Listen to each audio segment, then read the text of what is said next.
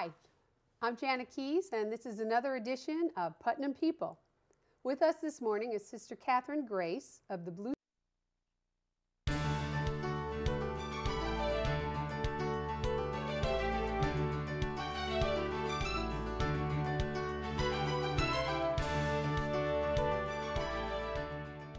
Hi, I'm Jana Keys, and this is another edition of Putnam People. With us this morning is Sister Catherine Grace of the Bluestone.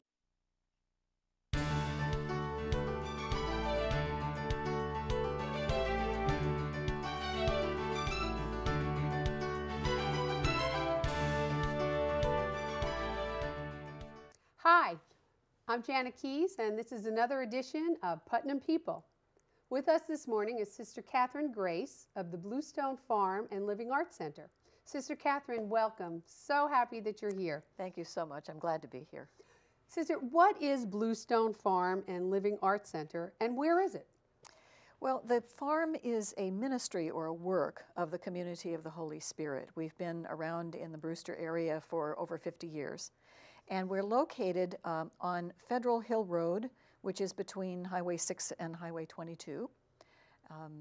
And we're about halfway in between. So you're on the site of the Melrose School, is that correct? That's correct, yes. Okay, and so how did the sisters move from education to becoming organic farmers? Well, we were doing some work a few years ago. Many of the independent schools have had to become self-sufficient. It's been more difficult for religious orders to run them, and that was happening to us as well. And we had a woman working with us who asked us the question, what are all of the unborn of the future asking of you so that they might come into existence?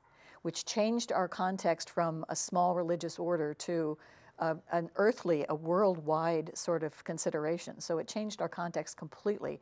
Out of that, we began to look at how important food is and how important living sustainably is, how important understanding that we are spiritual beings is.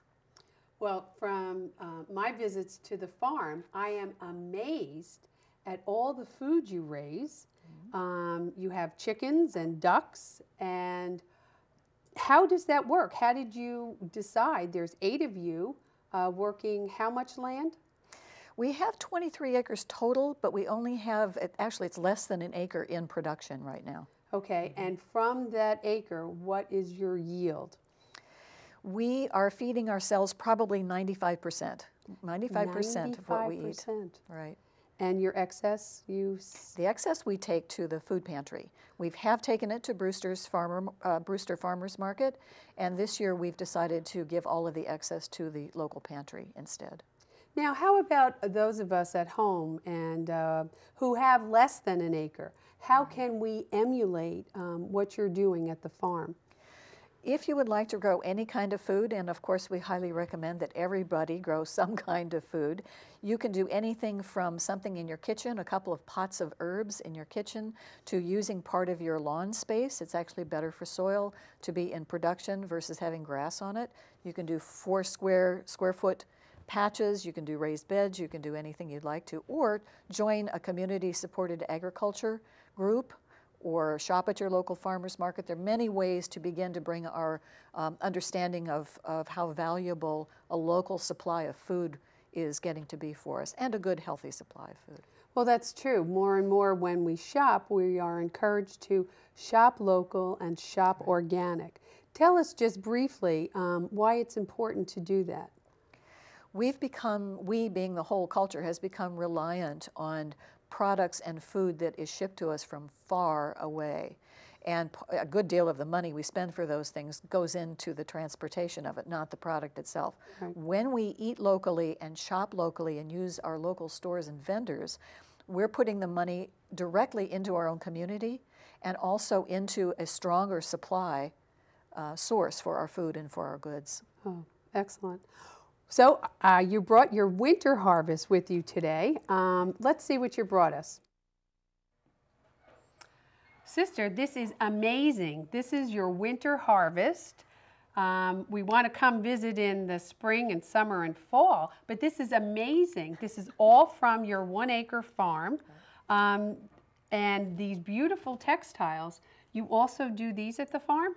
We do. Part of what we're interested in is reskilling, is the term that's being used right now, bringing back some of the skills that our grandmothers had, for example, and grandfathers, again, to be more locally self-sufficient. I could never do this. This is fabulous. Oh, don't say never. I know, it's fabulous. Well, tell us, obviously I know what this is. Yes. Now, I'm always buying cage-free organic eggs. Yes. Tell us about your eggs and your chickens. Those, in fact, are cage-free and organic. Our chickens have the run of most of the yard, not all of it, because we have to keep them out of the garden. They like to dig things up. But those are, in fact, our chicken eggs. We also have duck eggs. The ducks are not producing at the moment. It's wintertime and they're molting. And then the rest of what we have here is stuff that actually has come in mostly over the summer. We are, in fact, still harvesting. We're still harvesting Brussels sprouts, believe it or not. But a lot of this came in over the summer and the fall and was preserved. So a lot of the work we do is food preservation. Now, this word is familiar. That we've just finished maple sugaring. We did, yes. So we could all tap our own trees if we have maple trees. Certainly could. And we'd be happy to show people how to do that if you're interested. Oh, I think people would. And how about here? What's this? This is honey. Oh. We have 8 hives of bees. Actually, this honey is from our neighbor's farm because we lost our bees last year. Oh. It was a tough winter, but they've made it this year, so we'll have our own honey local again this honey, year. local honey. maple syrup, Right. and maple mustard. Mustard, we make Yum. our own condiments, mustard and ketchup. Okay. Hot sauce. How about this? Oh, jam. Everybody has to make jam and jelly, so we make currant jam and raspberry jam and hot pepper jam and So if we had some berry plants, we could all make our Yes, own jam and absolutely. jelly, all right? And again, we're happy to teach people how to do these things. Well, these are all things we can learn when we come to visit or volunteer at the farm. But now, what's this? These are chipotles. This is my all-time favorite. I'm the hot pepper queen. The hot pepper queen. Yes, and chipotles are actually jalapenos that have stayed on the vine until they're red, and then they are smoked to dry them. Yummy, And they yummy, are good. yummy. Now, how about, what do we have here? This actually is vinegar. We make our own vinegar. This is maple vinegar. We make apple cider vinegar and maple vinegar. Oh, which is interesting. delicious. And I know what that is. This is wine. We have a sister who's very interested in making wine. This is husk cherry wine. We also make beet wine and elderberry wine. All of that, that's incredible. All right, this looks like a favorite thing right Oh, here. yes. Pickled peppers. Pickled peppers. Yes. All right. Those are lacto-fermented, actually, is the food preservation method for those. Okay. And what do we have over there? Oh, hot peppers, more, I would bring a lot of hot peppers. These are limones. It's a Peruvian hot pepper from the Andes, and it makes fabulous hot pepper sauce, just delicious. Excellent.